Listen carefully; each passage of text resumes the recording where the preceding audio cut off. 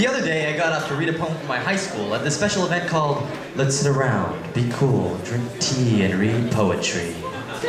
The poem was an airhead piece on melted butter eyes, angels on a high, how cute we were together. And this is where things got particularly sticky. You see, the poem talked implicitly about sexual intercourse. Afterwards, I'm pulled aside by the police academia and told I can't say S-word like that on stage. They tell me that a poem like that is not appropriate. And what I wrote when I got home was, this is public education.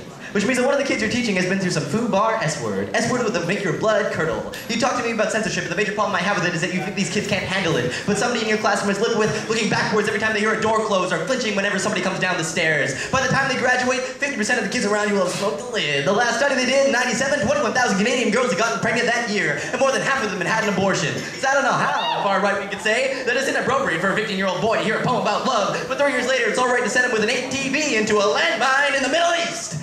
Thank you. I'm pretty happy. Folks have sex. Unless you're a new wave and you were born in Nevada phospholipids without your parents getting together for a romantic evening, you wouldn't be here listening to all my bull S-word. And wouldn't that be such a drag? You'd be stuck in some endless abyss where only angels say things like, what a gosh darn silly Billy, for all infinity, and you just want to grab one of them by the collar and say, shut the front door!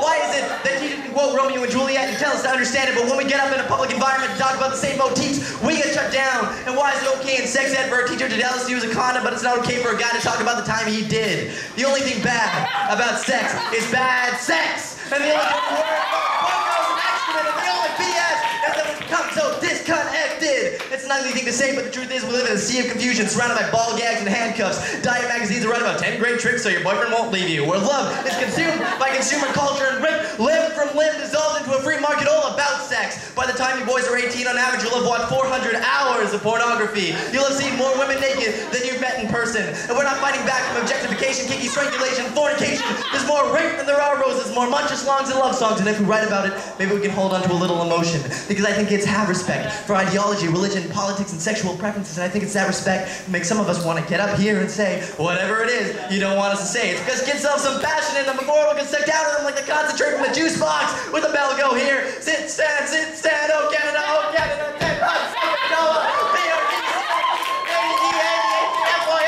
Why are we quoting arbitrary acronyms without rhythm? Why are we speaking without meter telling students they better learn how to swim and then just teaching them how to hold their breath?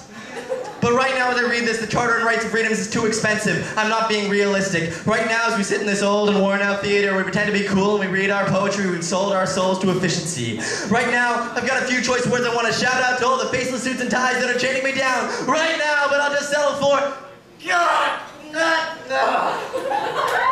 But you know what?